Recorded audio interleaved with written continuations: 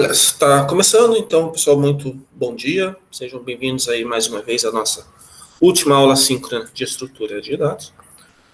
E a ideia da aula de hoje é a gente fazer duas coisas, né? Tem a aula propriamente dito, e o assunto da aula de hoje é o MST. A gente vai falar sobre isso. E no final da aula eu quero dar uns últimos recadinhos aí, aqueles recadinhos de fim de semestre, né? Explicar para vocês como é que vai funcionar o semestre a partir de agora. E também pedir um feedback para vocês no final da aula, ok? Mas antes de fazer isso, vamos falar da aula propriamente dita, vamos falar do último assunto que falta a gente falar, que é a tal da árvore geradora mínima, né? O problema do MST. Ele é um problema bastante interessante, ele é um problema que ainda faz parte do assunto de grafos, né? É um problema relacionado a grafos. Mas a gente não está mais falando sobre caminhos, né? Que é o que a gente estava falando até agora. Quando a gente estudou busca em profundidade, busca em largura, o algoritmo de Dijkstra na aula passada, a gente estava falando de caminho, caminho mínimo e caminho mínimo em grafo ponderado, né, respectivamente.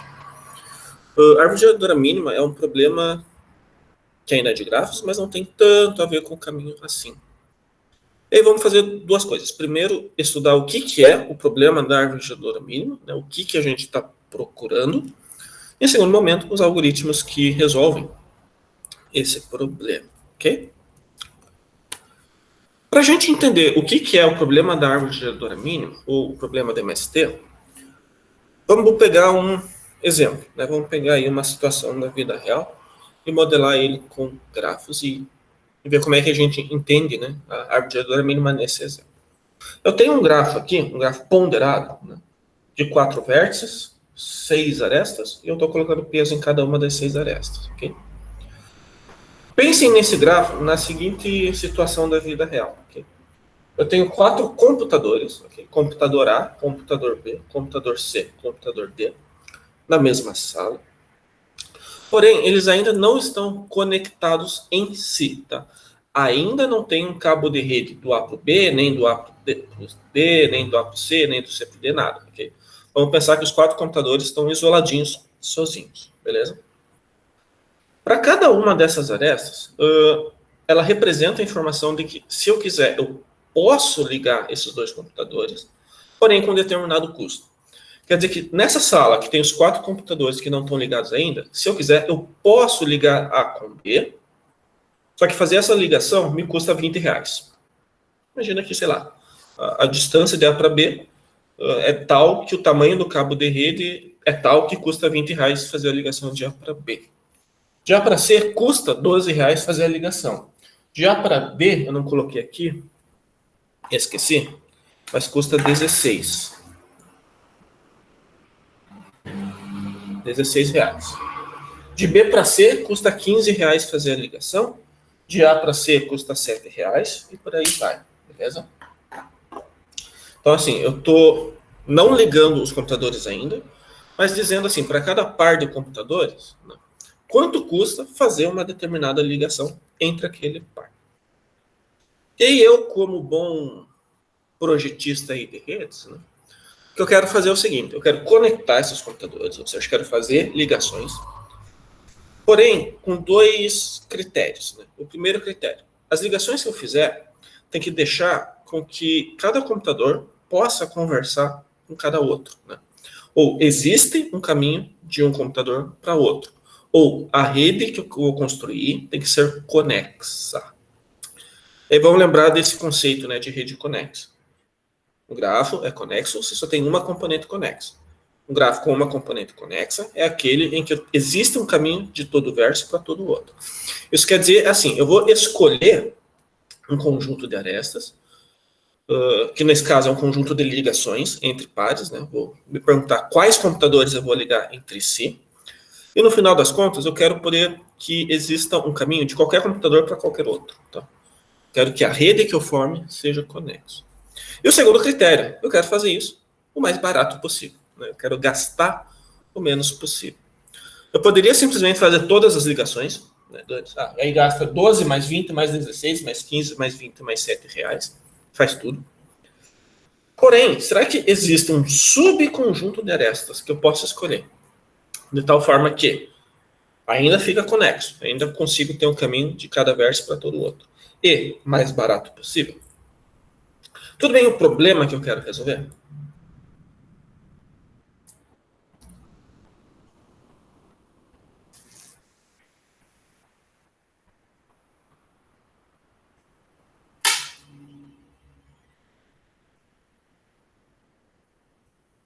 Sim?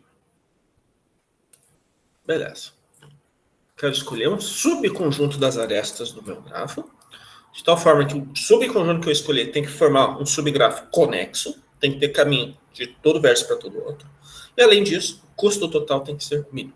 Nesse gráfico de exemplo, quais arestas vocês escolheriam para conectar os 4 computadores de maneira mais barata possível? Qual que vocês acham que é a solução desse gráfico daqui?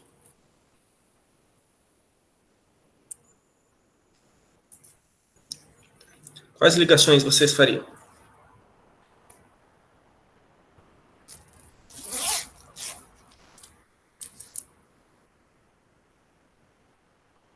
Uma ideia?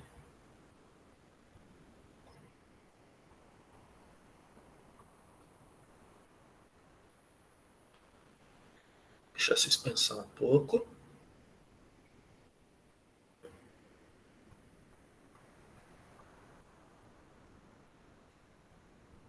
12, 15, 7. 12, 15, 7. Ou seja, você quer ligar A com C, 12, C com B, 15 e B com D, 7. Isso? Essas são as 3 arestas que você escolheu. Seria isso? Tipo essa daqui.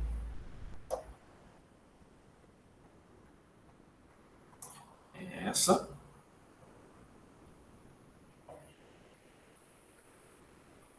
E essa daqui. Eu estou pintando de azul as arestas que o Rodrigo escolheu. Rodrigo, né? Isso. Uhum. Seriam essas, só para confirmar?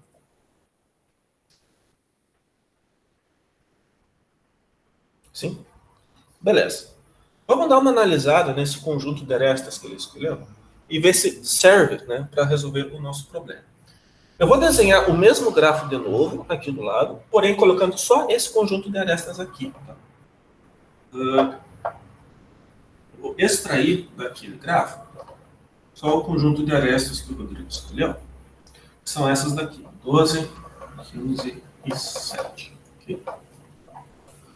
Isso aqui é a rede que ele escolheu. Primeira pergunta.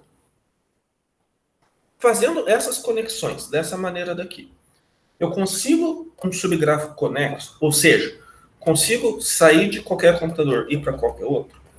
Esse subgrafo, ele é conexo? Sim ou não?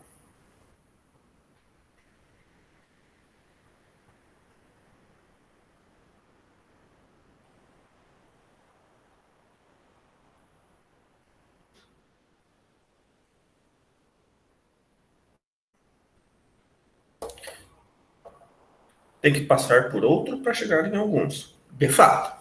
A conexão, ela não é... Até um ponto importante esse. A conexão não precisa necessariamente ser direta. Né? Por exemplo, nesse gráfico daqui, para eu sair do A e chegar no D, né?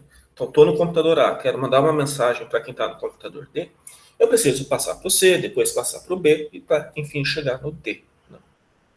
Então, de fato, não é direto, mas existe o caminho. Né? Eu consigo, né, direta ou indiretamente, mandar uma mensagem do A para o D, nesse caso daqui, certo? Ok? Perfeito. Nesse sentido, eu consigo mandar uma mensagem de qualquer computador para qualquer outro, se eu fizer a rede dessa forma?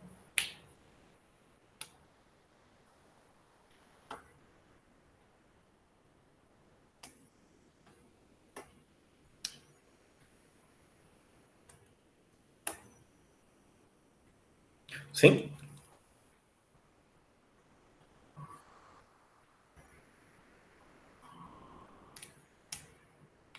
Você pode passar por outro, sim. Sim, consigo, e pode passar para o outro.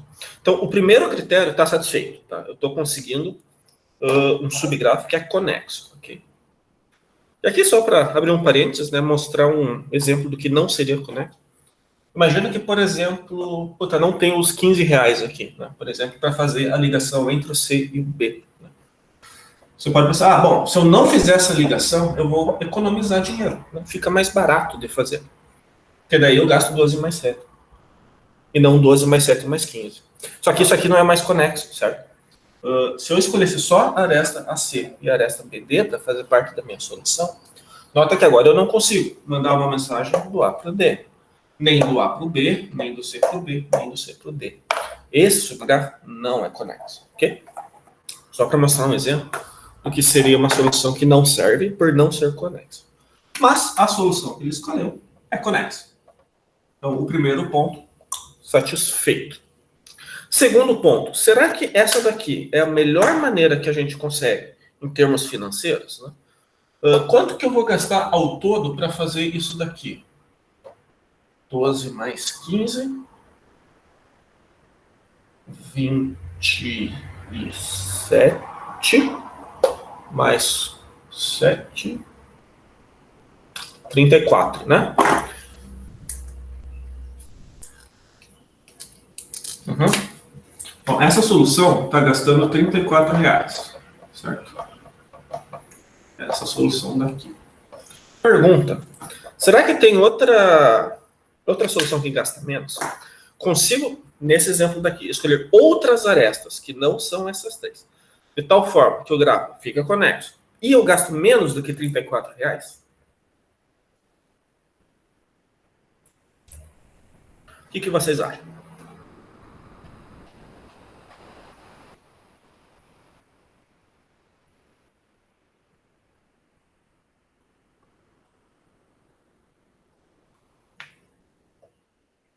Ou será que 34 é o menor possível? Não consigo baixar de 34. Acho que não. Não consigo pensar de noite. 34 é o menor? Perfeito. Se não consegue pensar em outra, você está certo. De fato, essa é a melhor solução. Tá? Qualquer outra solução que a gente for tentar fazer vai gastar mais do que 34. Por exemplo, ao invés de fazer essa aresta de 15, né, eu poderia fazer uma aresta de 20 ali. Ó. Podia fazer a CD. Né? Podia fazer isso aqui. Beleza, isso aqui ainda está conectando, né? Está conexo. Consigo mandar uma mensagem de qualquer lugar para qualquer outro. Mas não é o melhor possível, né? Isso aqui já está me gastando R$39. Então não é bom.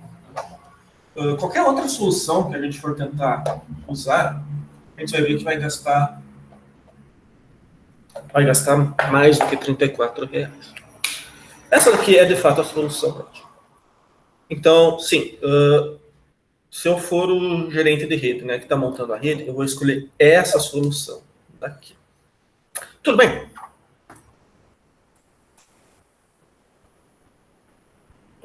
Ok? Beleza. Pessoal, esse é o problema da árvore geradora mínima, ou MST, né? É piada pronta, mas em inglês, né, árvore geradora mínima é Minimum Spanning Tree. E aí a sigla de Minimum Spanning Tree é MST. Mas o contexto é exatamente esse, tá? Árvore geradora mínima, ou MST. Esse subgrafo daqui, a gente dá o nome de árvore geradora mínima, ou MST, deste grafo. Okay? Vou dizer que isso aqui é a MST disso daqui. Tá? O que é MST? É um subgrafo, ou seja, um grafo formado por eu escolher algumas arestas desse grafo daqui, não necessariamente todas, com as duas propriedades, de que é conexo, né? Eu consigo sair de um lugar para qualquer outro, e, além disso, menor custo possível. Okay? Vamos falar rapidamente sobre cada uma dessas três palavras. O que é uma árvore, o que quer dizer geradora e o que quer dizer mínimo. Okay? Pessoal, abrir um parênteses, aqui a gente tem que tomar um pouco de cuidado, porque pode dar um nozinho na cabeça usar de novo a palavra árvore. Né? A gente usa tanto essa palavra aqui em estrutura de dados, ela aparece de novo. Embora é bastante parecido o conceito, né, de árvore com as árvores que a gente já conhece, ele é um pouquinho diferente. Então, não é exatamente uma árvore como estrutura de dados. Em grafos, né, a gente chama de árvore, genericamente, qualquer grafo que seja conexo e acíclico. E aí, o que é um grafo acíclico? Um grafo acíclico é um grafo que não tem ciclos. O que é um ciclo? Um ciclo é isso aqui. Eu chamo de ciclo qualquer caminho que sai de um vértice e vai para ele mesmo. Por exemplo, nessa solução aqui que não é a certa, tá? Eu tenho um ciclo entre os vértices C, B e D. Porque eu consigo sair do C e chegar nele mesmo. Sai do C, vai para o B, vai para o B, sai do D, vai do D, vai para o C. Okay? Esse caminho que sai de um vértice e vai para ele mesmo, a gente chama de ciclo. Okay? A gente chama de árvore, genericamente, tá? Um termo genérico, qualquer grafo que seja conexo, ou seja, que conecta todos os vértices, porém que não tem ciclo. Okay? Esse grafo aqui não é uma árvore, porque tem um ciclo. Esse grafo é uma árvore, porque ele não tem ciclo. Okay? Então, árvore é um grafo conexo que não tem ciclo nenhum. Se a gente for parar para pensar, faz bastante sentido a gente não ter ciclos na nossa solução. Né? Nota que criar um ciclo só deixa a minha solução mais cara, né? E não me ajuda muito.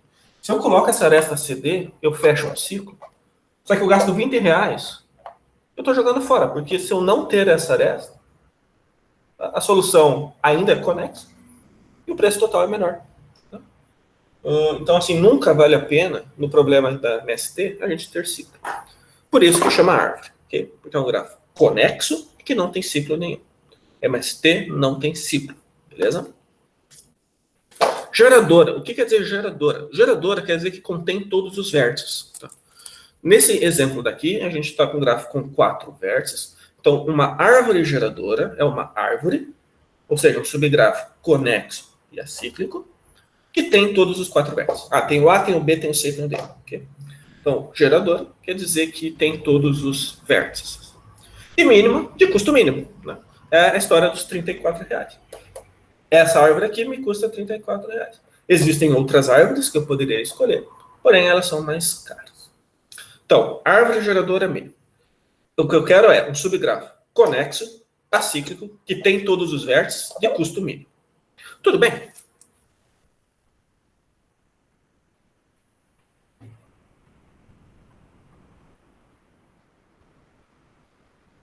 Sim.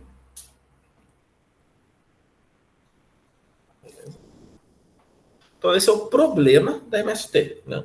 Eu te dou um grafo ponderado e te pergunto para você achar um subgrafo conexo, acíclico, com todos os vértices e de peso mínimo. Né? É só lembrar da historinha da rede. Né? Imagina que cada aresta é uma ligação que você pode fazer ou não, você escolhe, porém, se fizer, tem determinado custo. Né? Aí você quer saber quais ligações você precisa fazer para deixar a rede conexa e de custo mínimo, beleza? Esse é o problema do MST. E conhecendo o problema, o que a gente precisa conhecer agora são as soluções, né? Os algoritmos que resolvem esse problema. Né? A gente encontrou essa solução olhando para o gráfico. Mas como é que são os algoritmos, né, que resolvem esse problema? Imagina que eu quero fazer um programa lá em C que recebe um grafo e gera a solução. Okay? Eu vou pedir um intervalinho de 2 minutos já para tomar uma água e tal. Daqui a pouco, na volta, a gente fala dos algoritmos, de como é que a gente resolve o problema do MST. Beleza? Cigarro não. Okay? Não fumo, não fumem também. É banheiro e água, beleza? Sejam saudáveis. Já voltei, galera.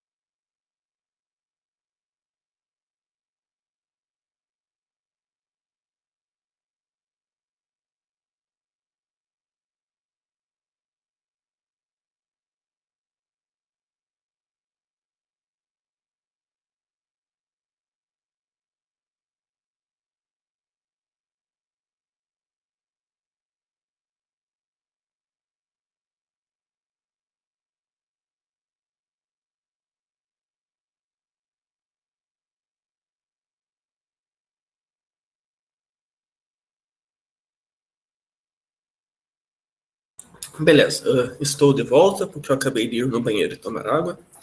Não fiz nada que seja prejudicial à minha saúde. E agora voltando, né? Beleza, a gente entende o que é o problema do MST, dado um grafo ponderado, pegar uma árvore geradora mínima, que é escolher algumas arestas para formar um subgrafo conexo, acíclico, contendo todos os vértices de peso mínimo. Algoritmos para resolver esse problema. Tem mais de um. Existem dois algoritmos que são mais famosos para resolver o problema da MST. Né? E os dois também, assim como o algoritmo de Dijkstra, levam o nome do cara que inventou. Um deles, o algoritmo de Prim. Prim é o cara que inventou o algoritmo que a gente vai ver agora. E o outro algoritmo é o algoritmo de Kruskal, que é outro cara que inventou outro algoritmo para resolver o mesmo problema. Só abrindo parênteses, eu acho muito genial isso, né? Assim, a computação é uma coisa linda. Os dois algoritmos são bastante diferentes entre si, né? Um faz uma coisa e o outro faz outra coisa quase que completamente nada a ver com o primeiro. Mas ainda assim resolvem o mesmo problema. Né? No fim das contas, a gente consegue pegar aquele gráfico que a gente está procurando. Né? É bacana isso, né? Assim, ter vários caminhos, né, para chegar no mesmo lugar e tal. É muito legal. De qualquer forma, na aula de hoje, a gente só vai estudar o algoritmo de Prim. Tá? Eu só cito o algoritmo de Kruskal, né, só para comentar que ele existe e é outro algoritmo. Quem tiver curiosidade pode procurar ele depois no Google, ele é bem interessante. Mas na aula de hoje a gente vai falar do algoritmo de Prim. E por que o de Prim e não o do Kruskal? Né? O algoritmo de Prim ele é muito, mas muito, muito parecido com o algoritmo de Dijkstra que a gente viu na aula passada.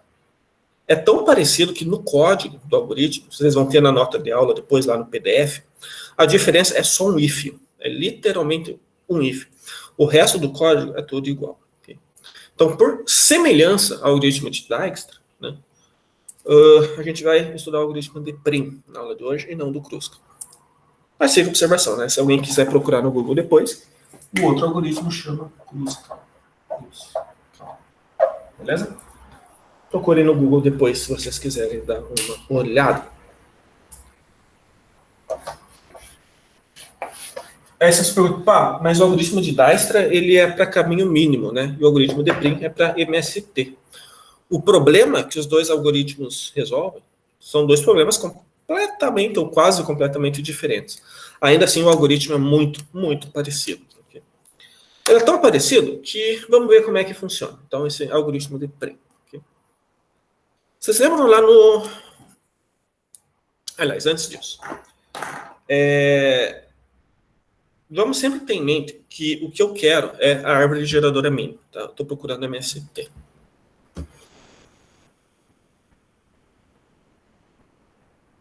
Vocês lembram no algoritmo de Dijkstra, né?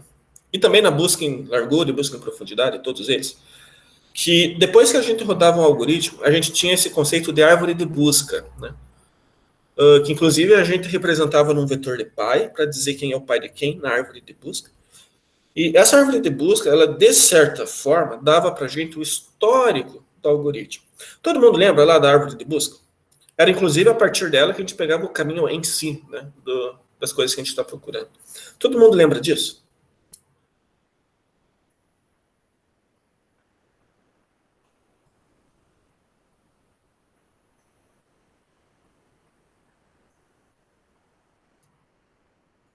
Árvore de busca, sim?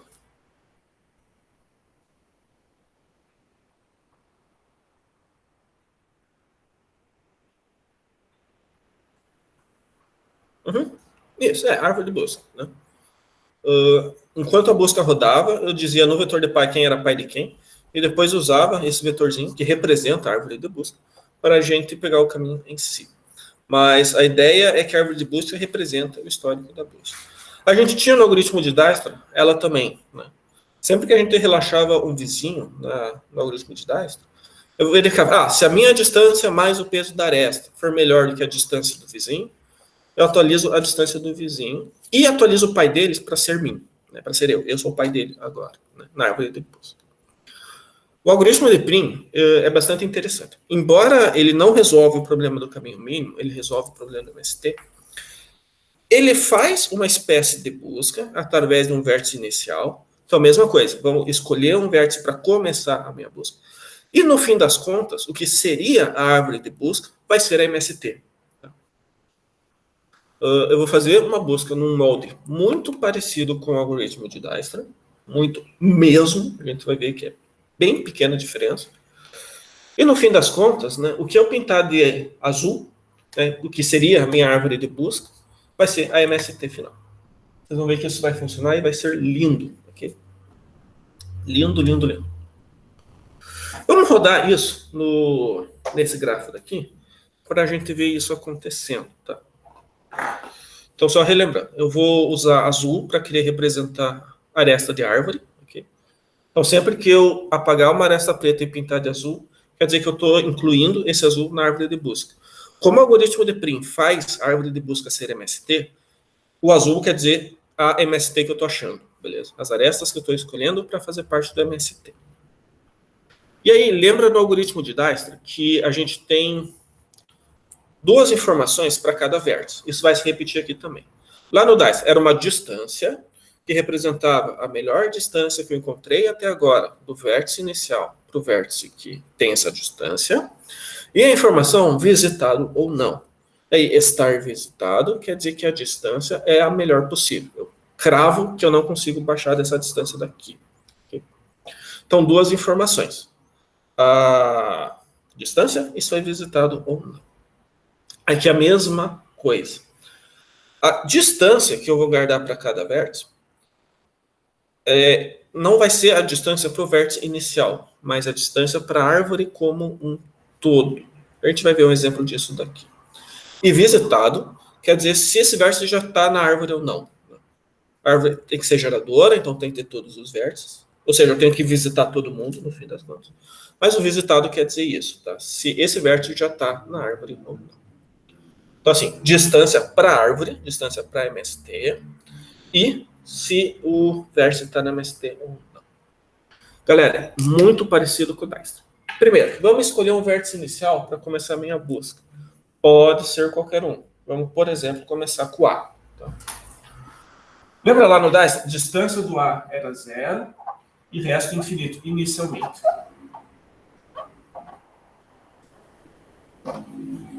Beleza?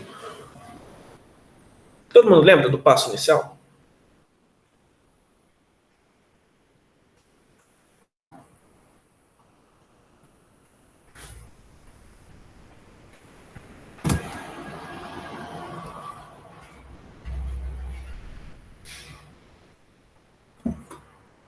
Eu começo o vértice inicial com distância 0, todo o resto da galera é infinito.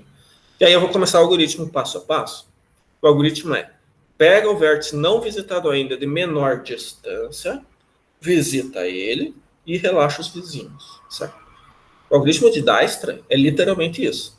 Pega a cada passo um vértice de menor distância, não visitado, visita, relaxa os vizinhos. Relaxar o vizinho será que a minha distância mais o peso da aresta é melhor do que a distância do vizinho? Se for, atualiza. Okay? O algoritmo de Prim, galera, é a mesma coisa. Eu só vou mudar um detalhe no passo do relaxamento. Mas é a mesma coisa. O principal é igual. A cada passo do algoritmo, encontra o vértice de menor distância não visitado ainda. O vértice de menor distância não visitado ainda, no momento, é o A, porque ele tem distância 0. Aqui abrindo parênteses. Eu não estou usando a fila de prioridade, mas poderia, beleza? Poderia igual. Igual o Dijkstra, igual, beleza? Vamos lá. O A é o de menor distância. Vou visitar o A, querer dizer que o A já está na minha MST, por enquanto sozinho, isolado. Ele é o primeiro vértice que a gente considera. E aí eu vou relaxar o vizinho. Olha só, galera, a única diferença é o seguinte.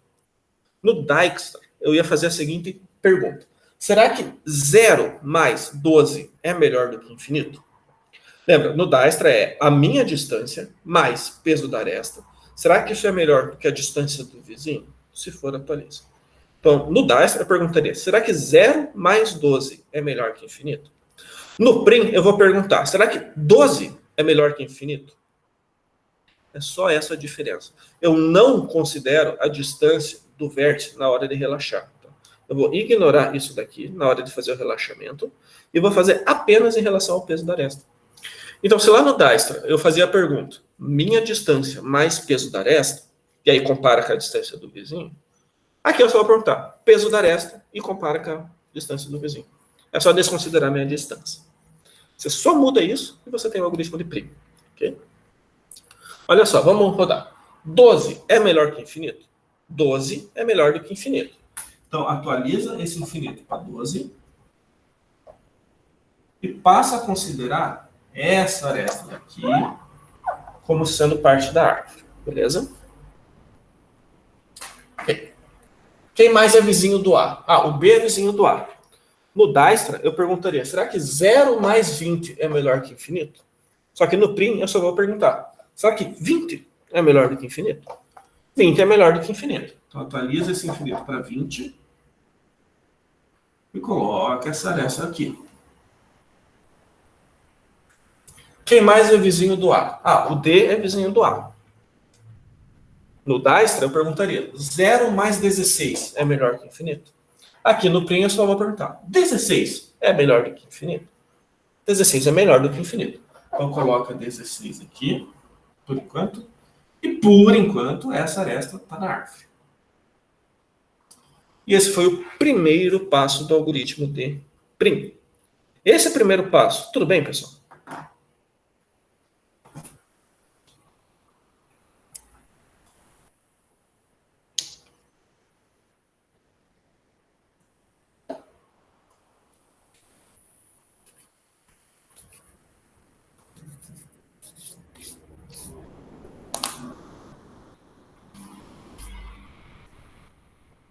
Tranquilo? Beleza. Vamos continuar, então, o próximo passo. Igual no Dijkstra. Vamos olhar agora, entre os vértices que a gente não visitou ainda, qual que tem a menor distância? Bom, quem eu não visitei ainda é o C, o B e o D. As distâncias são 12, 20 e 16. Quem tem menor distância? 12. Okay? O 12, portanto, o vértice C é o próximo que eu vou estar visitando. Mesma coisa. Visita, relaxa os vizinhos. Agora eu vou visitar o C e vou olhar quem são os vizinhos do C. O A é vizinho, mas ele já foi. Ignora. Igual no Dijkstra. O B, ele é vizinho e não foi ainda. Olha só. No Dijkstra, eu ia perguntar assim, será que 12 mais 15 é melhor do que 20? No Dijkstra, 12 mais 15 dá 27. 27 não é melhor do que 20. Então, se eu estivesse rodando o Dijkstra, não ia mexer nesse 20 aqui. Só que eu não estou no Dijkstra. Não estando no Dijkstra, eu não vou perguntar se 12 mais 15 é melhor do que 20. Eu só vou perguntar se 15 sozinho é melhor do que 20. Porque eu não olho a minha distância mais o peso da aresta. Eu só olho direto o peso da aresta. 15 é melhor do que 20? Sim, 15 é melhor do que 20. Então, aqui eu vou mudar. Esse 20 desce para 15. E aí eu mudo o pai. Não é mais essa aresta daqui. Tira ela da MST. E agora a aresta é essa daqui. Ok? Prof, quanto menor o número, melhor então para esse algoritmo? Desculpa, não sei se entendi.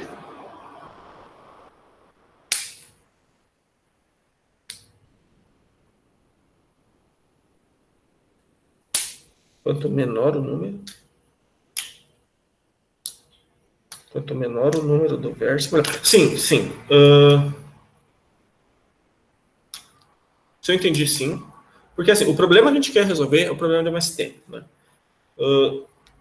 Vamos lembrar que o MST é o escolher arestas cuja soma total é a menor possível, né? E conecta ao grafo. Mas eu estou minimizando a soma dos pesos das arestas. Então, o que eu quero, no fim das contas, é escolher um conjunto de arestas pequenas, arestas de peso pequeno. Né? Arestas em que o custo de cada aresta é pequenininho, é barato. Okay? Nota que a gente está colocando a distância de cada vértice sendo o peso da aresta e não distância mais peso da aresta. Né? Esse 15 era o peso dessa aresta daqui, simplesmente, e não 12 mais 15. Okay?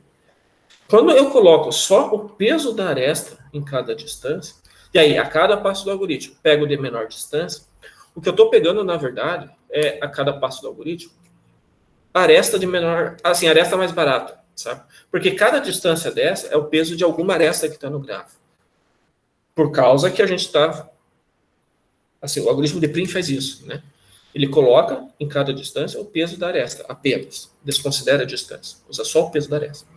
Se a cada passo do algoritmo eu pego um vértice que é de menor distância, e sendo as distâncias um peso de uma aresta, eu estou pegando a cada passo do algoritmo a aresta mais barata. Faz sentido isso? O que o Prim tenta fazer é, a cada passo, pegar uma aresta baratinha e colocar na árvore. É basicamente isso que ele faz, a ideia. Beleza? Aí, nesse sentido, sim, quanto mais barato a aresta, melhor. Ok? Legal. Beleza. Relaxamos o B. O D ainda é vizinho do C, né? No Dijkstra, eu ia perguntar se 12 mais 20 é melhor que 16. Só que como eu estou no Prim, eu só quero olhar para as arestas, eu vou perguntar se 20 é melhor que 16 apenas. 20 não é melhor que 16. Então não mexe nisso daqui ainda. E está visitado o vértice C. Beleza? Okay. Vamos continuar o algoritmo agora. Opa, toda vez que for fazer essa comparação de aresta, então você tem que começar vendo o vértice de menor número. Sim, sim. A cada passo do algoritmo, pega o vértice que ainda não foi, né, o vértice não visitado, que tem esse menor número, que é essa menor distância, né, esse menor número entre parênteses. Você pega esse cara e, a partir dele, relaxa os vizinhos. Olha para cada vizinho se o peso da aresta para o vizinho é melhor do que a distância que o vizinho tem atualmente. É igual no Dijkstra. A cada passo, pega o de menor distância. Ok? Menor preço. Uhum. Isso mesmo. Beleza? Ok? Legal. É o que eu vou fazer agora, né? Eu vou olhar para começar o próximo passo do algoritmo. Quais são os vértices que ainda não foram visitados? E dentre esses, pegar o de menor distância. Quem não foi ainda é o B e o D. O B está com distância 15, o D está com distância 16. 15 é melhor, 15 é mais barato. Então, eu vou pegar isso aqui. O B é o próximo vértice que eu vou visitar. E aí eu vou olhar para os vizinhos do B, fazer o relaxamento. O A é vizinho do B, mas ele já foi, ignora. O C é vizinho do B, mas já foi também, ignora. O D não foi ainda. É aquela coisa. No Dijkstra, eu perguntaria: 15 mais 7 é melhor que 16? Só que no Prim, não. Eu só vou perguntar se 7 é melhor que 16. Será que 7 é melhor que 16? Sim, 7 é melhor que 16. Esse 16 abaixa para 7 e muda o pai. Então não é mais essa aresta aqui que vai ligar o vértice D. Essa aresta volta a ser preta. E agora a aresta azul é essa daqui. Alisei o pai. Tudo bem?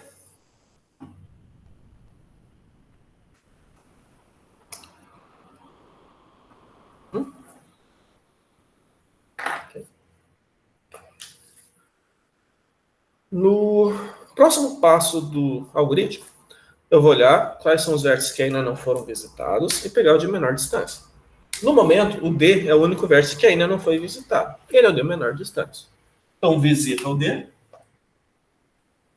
e relaxa os vizinhos. Os vizinhos do D são o A, só que o A já foi. O B já foi. O C já foi também. Então, não faço nada. E aí, no próximo passo, eu percebo que todos os vértices já foram visitados. O algoritmo termina. O algoritmo acabou. E aí, olha que super interessante, que é as arestas que ficaram em azul. Não coincidentemente, são as mesmas que a gente encontrou antes. AC, CB, BD. Então, esse algoritmo, de novo, encontrou isso aqui. 12, 15, 17. A, entre aspas, árvore de busca desse algoritmo é essa daqui. Que não coincidentemente é a BST que a gente estava procurando. Então, deu certo. Tudo bem?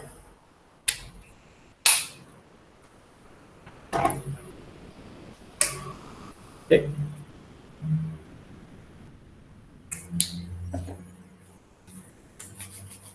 Beleza? Esse é o algoritmo de Prim. Muito, muito, mas muito parecido com o do Dijkstra.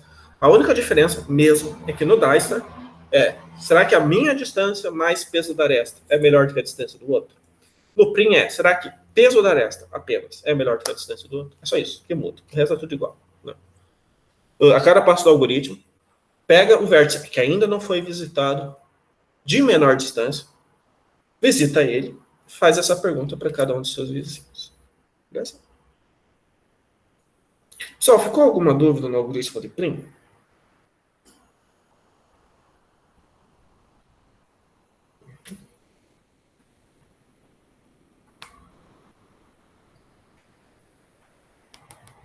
Ou tudo certo? Não, tudo certo?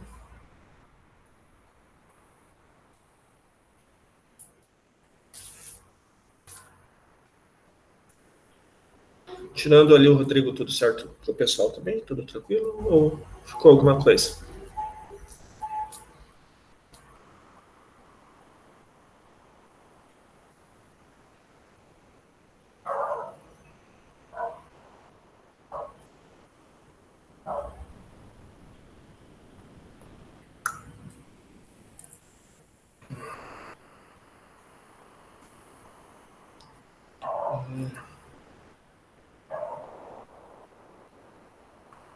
Vamos lá, pessoal. Tirando o Rodrigo, alguma dúvida?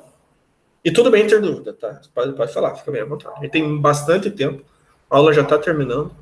Então, qualquer dúvida, a gente pode voltar, rever, sem problema nenhum. Ou tudo certo, todo mundo? Não tinha entendido a diferença das arestas azuis e preta que você disse, mas aparentemente eu entendi. Ok.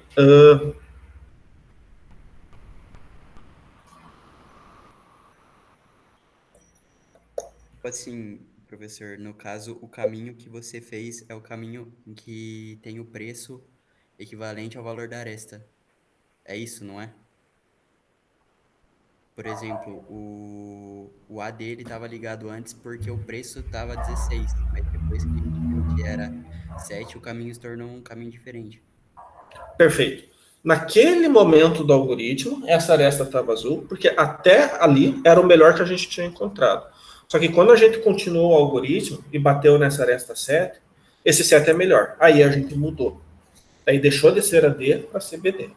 Tá. É exatamente isso mesmo. Então aparentemente eu entendi mesmo. Legal, fico feliz.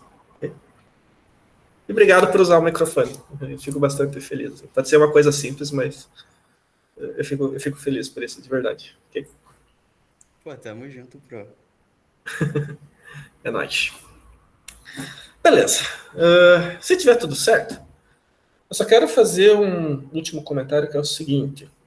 Vocês vão ter na nota de aula lá no PDF um pseudocódigo disso e também um gifzinho rodando nesse exemplo. Igual no Dice, basicamente vocês vão ter. Eu já coloco lá no Moodle. Eu só quero fazer um último comentário, ainda falando sobre MSQ, que é sobre gráficos desconexos.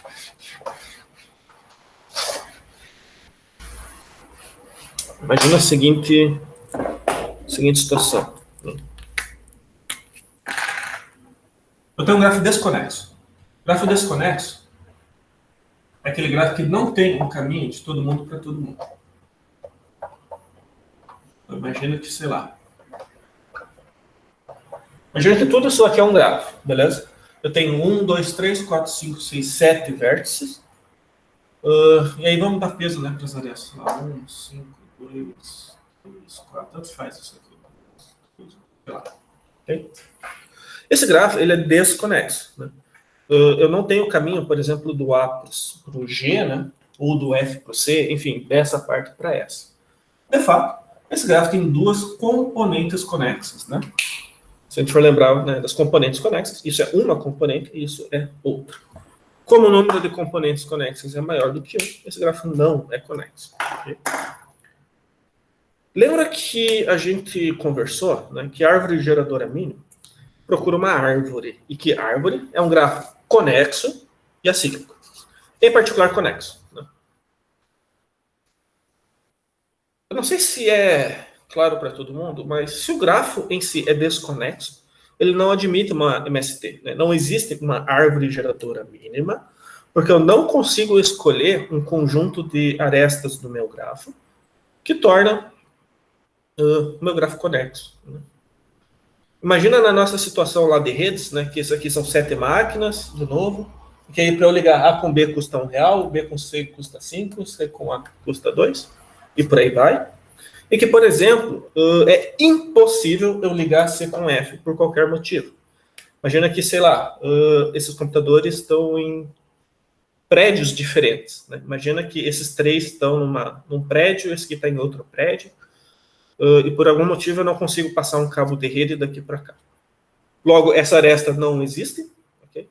E não existindo, não tem MST, né? Como é que eu vou fazer uma rede que tem todos os vértices se eu não tenho a opção de ligar todos eles entre eles, ok?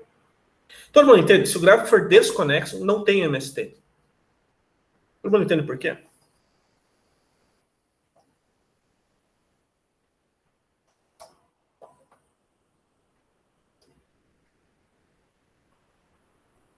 É porque eu não consigo um subgrafo conexo. Eu não consigo ligar todos os vértices. Nem no grafo original, imagina num subgrafo. Faz sentido?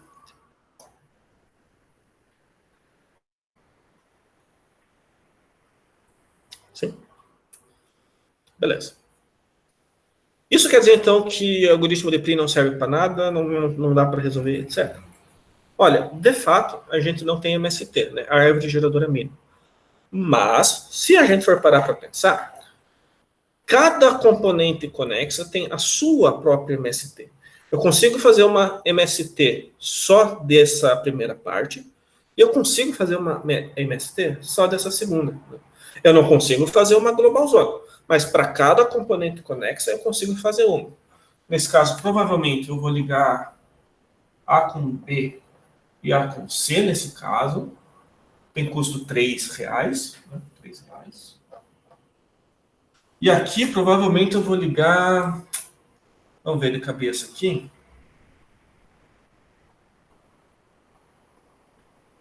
Provavelmente eu vou ligar E com G, E com F e E com D. Isso me custa R$6. Acho que é o melhor que dá para fazer. Ok? Então, assim, eu não consigo... Eu não consigo estar gerando uma árvore geradora mínima para o grafo todo. Mas eu consigo gerar uma árvore geradora mínima para cada uma de suas componentes conexas, beleza? E é rodar o algoritmo de Prim para cada uma. Roda o algoritmo de Prim, por exemplo, começando no vértice A, aí você acha essa árvore, e depois roda o algoritmo de Prim, por exemplo, começando no D. Vai achar essa árvore aqui também. E aí, só para comentar, né? Eu acho engraçadinho, né, isso. É divertido isso, né? Eu não tenho uma única árvore, né? Quando o grafo é desconexo. Eu tenho duas, nesse caso. Uma para cada componente conexo. Isso é uma árvore e outra árvore. Uma coleção de árvores, né? O plural de árvores em computação é floresta. Okay? Então, embora eu não tenha uma árvore geradora mínima, o que eu tenho aqui é uma floresta geradora mínima. Okay? O que é a floresta geradora mínima desse caso? É a coleção dessas duas árvores geradoras mínimas. A árvore geradora mínima para a primeira componente e a árvore geradora mínima para a segunda componente. Então, para cada componente, define a árvore geradora mínima, e isso vai te dar a floresta geradora mínima do seu grafo. Tudo bem?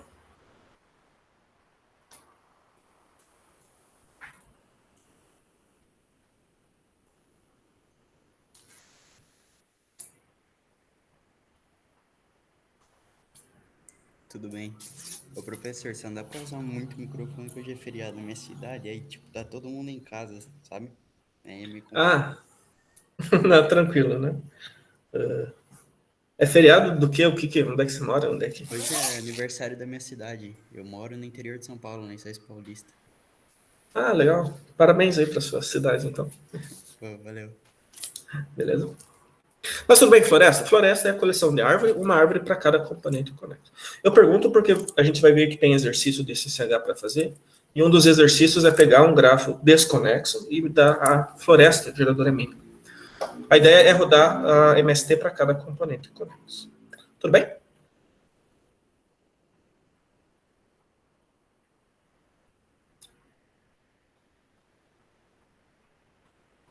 Beleza? Maravilha. Só, como eu comentei no começo da aula, né? O algoritmo de Prim é um dos algoritmos que resolve o problema do MST. O outro é o Kruskal. A gente não vai falar do Kruskal, mas procurem depois, ele é bastante interessante. Ele vai por totalmente outro viés, assim, completamente nada a ver com o Prim, mas chega no mesmo resultado, é bem legal. Quem tiver curiosidade pode dar uma olhada. Pessoal, acabou. Fim. Game over. Não, game over não.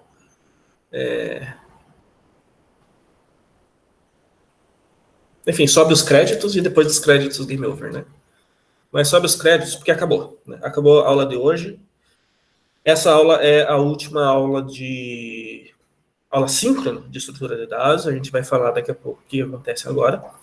Mas em relação da aula, em relação do conteúdo, acabou, tá?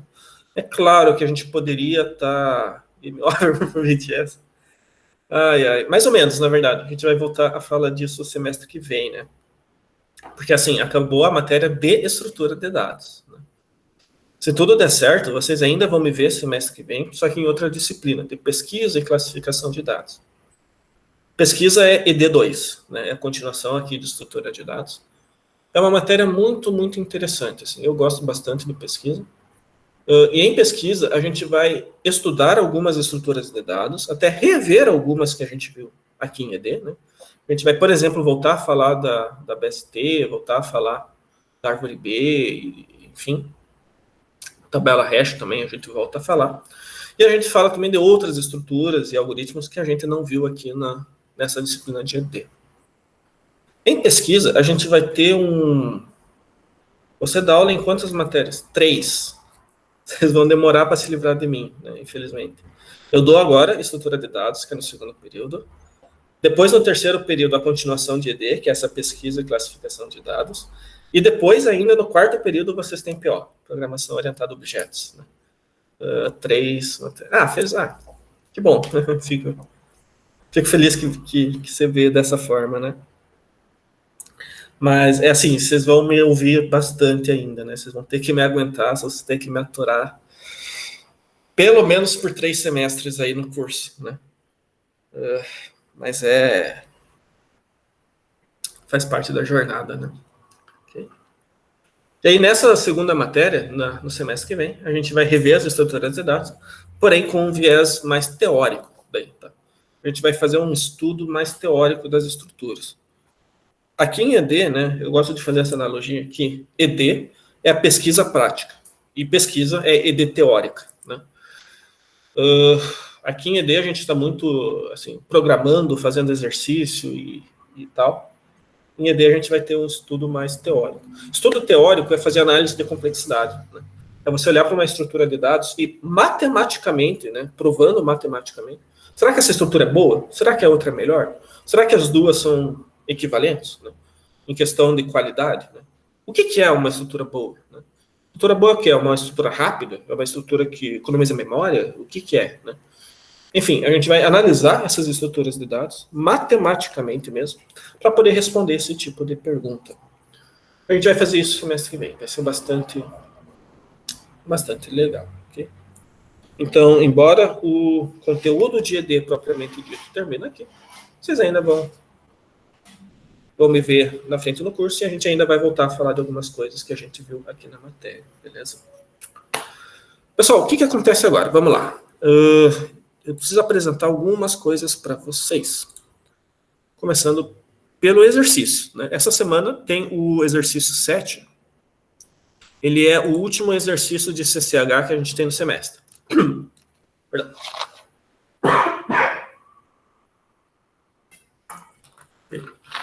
Ele já está no Moodle. A data de entrega é para segunda-feira, dia 3. E ele é bem direto, né? É assim, ó, resolver os exercícios 27, 30, 31, 32 e 34 da lista 7. A lista 7 é literalmente a lista de exercício 7.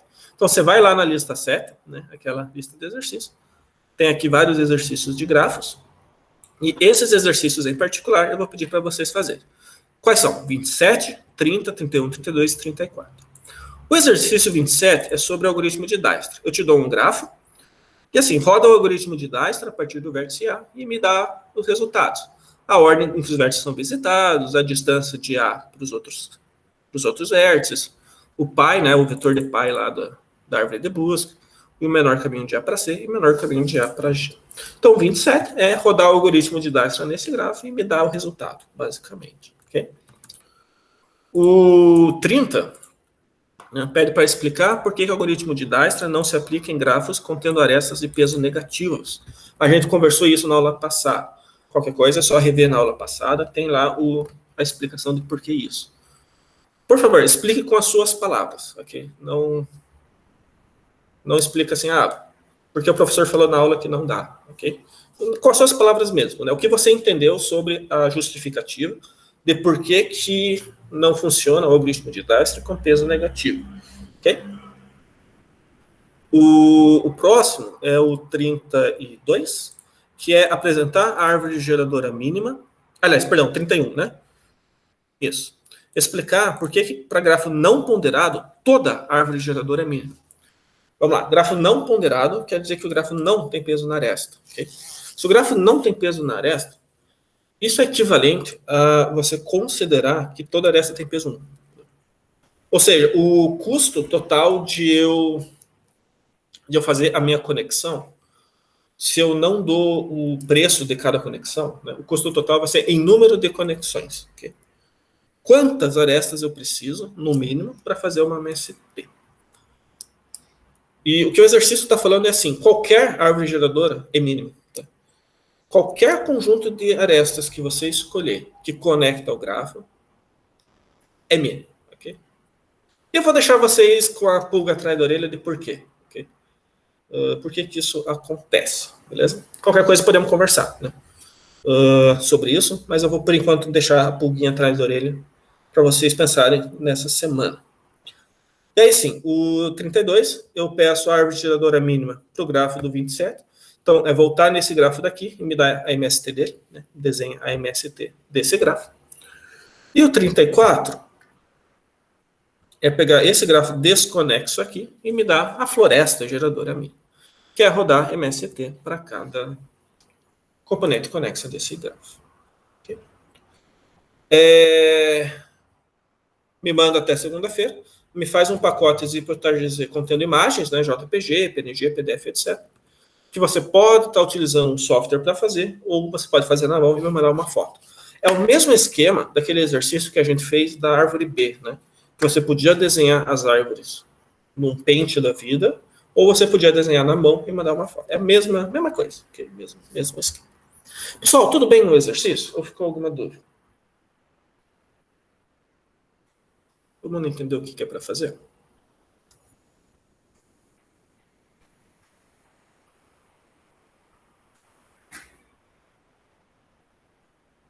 Oi.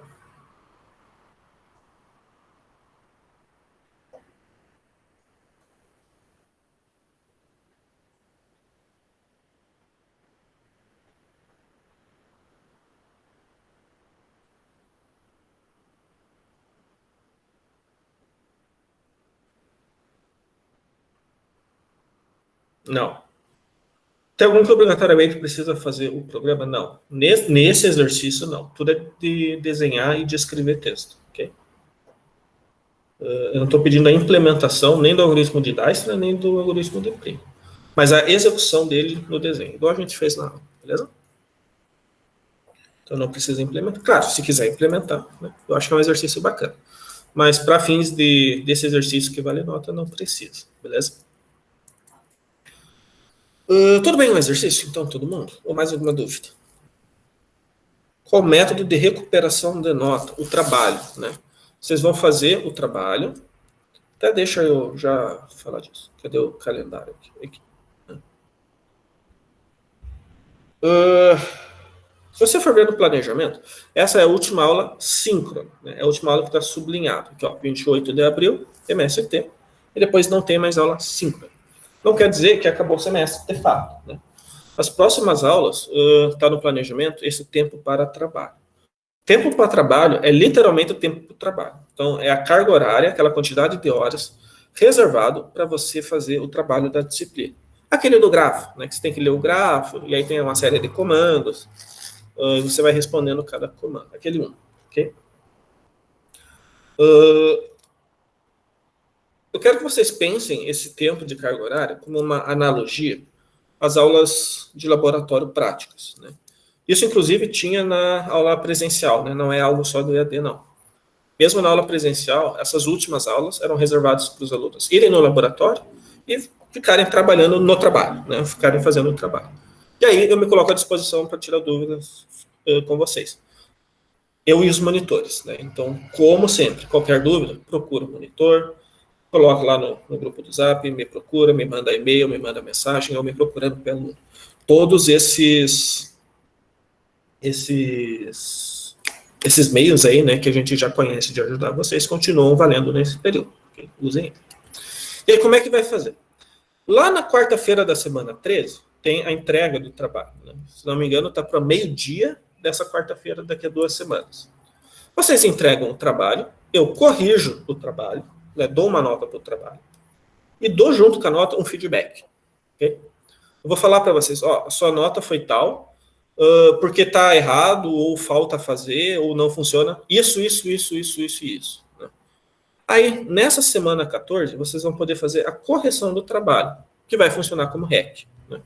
Como é que vai ser? Vocês vão pegar esse feedback, vai olhar, bom, ok, o professor corrigiu, ele falou que os problemas são esses. Vocês arrumam esses problemas e mandam o trabalho de novo. Okay? É tipo uma segunda chance para fazer o trabalho. Você manda o trabalho de novo, aí eu vou corrigir o trabalho de novo, e aí sim a nota é final. No caso, esse trabalho substituirá a nota total que teve no semestre? Não. Ele se recupera a nota do trabalho propriamente dito. Okay? Nota que o trabalho ele tem um peso muito grande no semestre, ele vale metade da nota, justamente por causa disso, também por ser REC. Tá? Ele vale 50%. E notem que a soma total ali das notas passa de 100. Se você somar 35 com 50 com 2, com 20, né, no caso, vai dar 105, se não me engano. Assim, esse trabalho ele valeria 45, mas eu estou fazendo ele valer 50 para ajudar vocês também. Okay? Então, é essa nota que vocês conseguem recuperar. Tudo bem?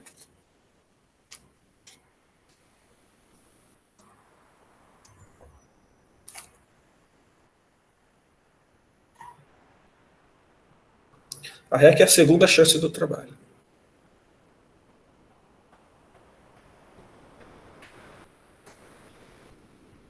Beleza?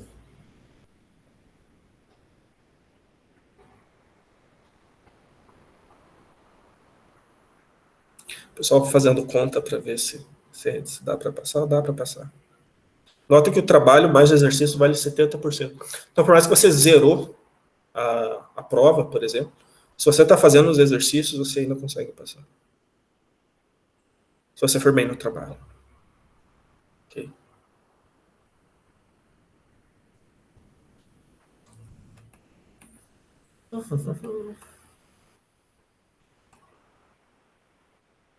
Pessoal, tudo bem?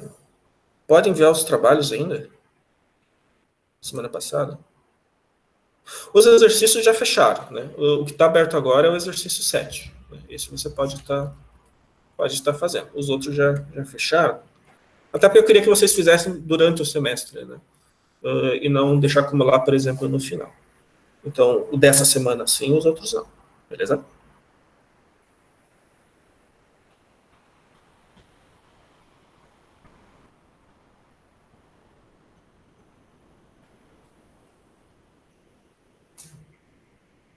Okay. Beleza. Beleza, então, isso posto. Beleza. Pessoal, como o semestre ainda não acabou, né? Tem todo esse esquema que a gente vai falar. Mas como essa é a última aula síncrona, é a última oportunidade que eu tenho de conversar com vocês ao vivo, né? Fazer aqueles últimos recadinhos famosos de fim de semestre. Né? Primeiro de tudo, agradecer, né, para os alunos. Foi um semestre convenhamos que, enfim, o EAD, a pandemia, esse esquema online e tal, calendário apertado também, apressando tudo. Eu acho que não foi um semestre muito fácil, nem para ninguém, né? Eu acho que nem para mim, nem para vocês. Mas eu super agradeço vocês, principalmente que ficaram até o final, né? Que estão agora acompanhando. Eu fico muito feliz, né? De saber que vocês ainda estão tentando, vocês ainda estão com essa garra, com essa vontade de seguir a matéria. Agradeço enfim, por tudo no semestre. Muito obrigado por terem aguentado aí das aulas síncronas, né? Teve aula que durou 2h30, né? Vocês lembram? A gente foi até o final. Super agradeço isso também. E se tudo der certo, a gente se vê de novo semestre que vem em pesquisa e classificação de dados. Espero poder ver vocês lá. Okay? Pessoal, o que eu quero fazer por último é pedir um feedback de vocês. Tá? Aqui no Moodle, eu coloquei esse formulário de feedback, que é um link que vem para esse formulário daqui, que, se possível, né, não é obrigatório, mas se vocês puderem, eu super agradeço se vocês puderem estar preenchendo. Né? O que é isso daí? E para que isso serve? Né? Assim, eu queria muito, de verdade, poder falar assim para vocês que semestre que vem a gente volta presencial e a gente se vê na UTFPR, lá na sala de aula e tudo mais. Não está definido ainda se o semestre que vem vai ser presencial ou não, ninguém sabe. Mas eu estou muito pessimista, eu acho que não vai ser. Né? Eu acho que a gente vai continuar nesse esquema EAD, infelizmente, semestre que vem. Galera, essa foi a primeira vez que eu dei... Que droga. Queria que fosse a única, mas enfim. Foi a primeira vez que eu dei estrutura de dados em AD. Né? E eu vejo que eu vou precisar dar mais. Por isso, eu acho bastante importante ouvir a opinião de vocês. Né? Vocês, se puderem me pontuar, né? O que vocês acham que pode melhorar, quais são as sugestões, as críticas de vocês. Eu acho bastante importante ouvir isso de vocês. Tá? Esse formuláriozinho é um formuláriozinho com algumas perguntas chaves, né, que eu queria estar ouvindo a opinião de vocês a respeito do que foi esse semestre e do como é que pode ser o semestre que vem, para que no semestre que vem a gente tente dar uma experiência aí melhor para os alunos do semestre que vem. Okay? É uma consulta anônima, então eu não vou saber quem você é quando você estiver preenchendo, então fique super à vontade para colocar a opinião sincera de vocês mesmo, ok? E galera, isso aqui é informal e não substitui a avaliação docente pelo discente. Eu quero muito chamar a atenção de vocês para esse ponto. Tá? Esse formulário é um formulário meu, tá? do Ricardo, que eu estou distribuindo para os alunos, né? Através desse link do Moodle. É uma coisa nossa, tá? O TFPR nem fica sabendo desse formulário daí. Eu não sei ainda, eu realmente não sei se esse semestre vai ter aquela avaliação docente pelo discente, né? Aquela avaliação, aí sim, formal, no sistema acadêmico, lá no portal do UTF, lá, em que vocês avaliam os professores. Esse formulário não substitui a avaliação docente. Se tiver avaliação docente, por favor, façam também a avaliação docente. Ela é muito importante para a gente. Muito mesmo. Vocês não têm ideia da importância que a avaliação docente tem para nós professores. Tá? Então, se tiver avaliação docente mais para frente, por favor, façam também. Okay? Eu agradeço se vocês puderem fazer. E também, mesma coisa, coloca lá suas críticas, suas sugestões, sua opinião sincera. Isso ajuda muito, muito a gente para guiar a gente aí nos próximos semestres. Tudo bem? Acho que era isso que eu tinha para falar. Uhum. Era isso que eu tinha para falar, ok? Pessoal, alguém quer, sei lá, tirar alguma dúvida, falar alguma coisa, ou tudo certo?